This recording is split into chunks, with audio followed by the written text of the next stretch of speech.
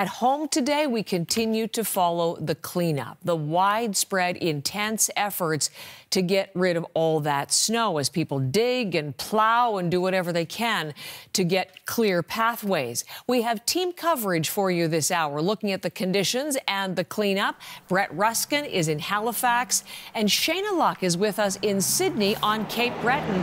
And Shayna, I'm so excited to begin with you. Brett, just stand by with me if you would for just a moment or two. We've been talking so much about Cape Breton and the 150 centimeters of snow that fell in some parts of that beautiful island. Tell me what you're seeing and what's happening on this morning all around you, Shayna. Well, Heather, it's a real mess here. This is one of the still unplowed side streets in Sydney. And it's, you can see that it's really rutted on this track here. People have attempted to get through this street. Some of them haven't made it. And this is the story that's playing out all over Sydney. Really, we're seeing banks of snow. Here, it's about up to my waist, my chest, maybe.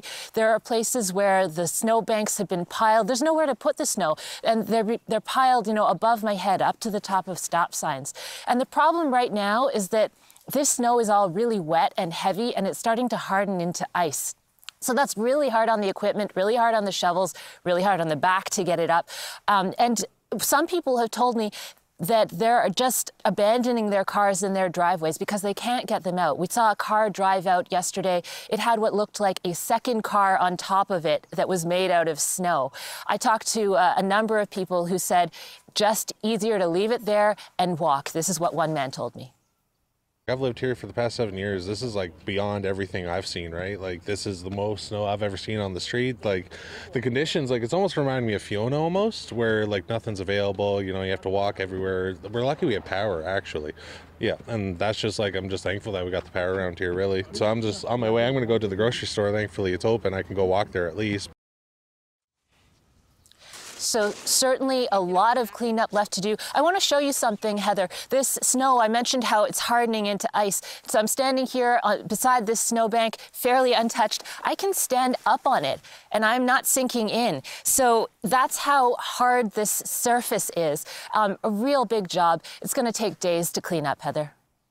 Wow, that wide shot really gives us the perspective. Shayna, thank you very much. Good to have you with us live in Sydney on Cape Breton.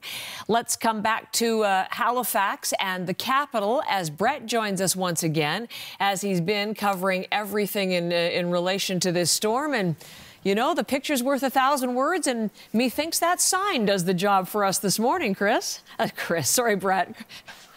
No worries. And so let me explain this sign because it's kind of an interesting spot. Obviously, not as bad as what Shane is experiencing up there in Cape Breton. We got about a third of the amount of snow that Sydney got. But here is how we're coping with it. So again, this construction sign is there because the roadway down here, this is Pizza Corner in downtown Halifax. The roadway down there is almost fully blocked with snow. So they are awaiting, I'm awaiting kind of imminently big snow plows, snow blowers, and big kind of dump trucks that are going to be here that have been kind of rumbling through the city, slowly beginning the process, eating away at those huge snowbanks. So that's what's going to be happening behind me in the next little while. As for what we're seeing elsewhere in the Maritimes, we saw, for example, on Prince Edward Island, picture inside of a Canadian Tire. It's showing the windows facing outwards with snow drifts all the way up the side of that glass. And so Canadian Tire, obviously you can buy some shovels there, maybe start eating away at that big drift there.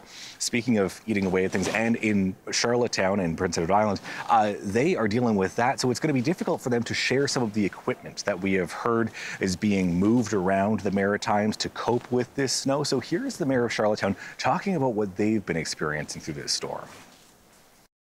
We have over 250 kilometers of streets and roads, plus close to 150 kilometers of sidewalks and multi-use paved pathways that we are working hard to get open so that schools, businesses can get back to their daily activities. Getting back to daily activities, still a ways away for folks up at Cape Breton, for example, as you saw with Shayna. Help is on the way, though. New Brunswick sending plows and personnel as well up there to assist there. So that's provinces helping provinces. The federal government is also tasking some of their equipment and personnel from Cape Breton's Highland National Park to the Cape Breton Highlands National Park. They are kind of used to dealing with a bunch of snow, just feet and feet of snow every single winter, and so they are going to be sending some of those crews, those equipment down into the Sydney area and anywhere else that needs to be cleared with that heavy equipment. So help is on the way. Still going to be quite a task, though, in some of the hardest hit areas. Watching the work go on behind you. Thank you so much, Brett. We'll check in next hour. Brett Ruskin there in Halifax.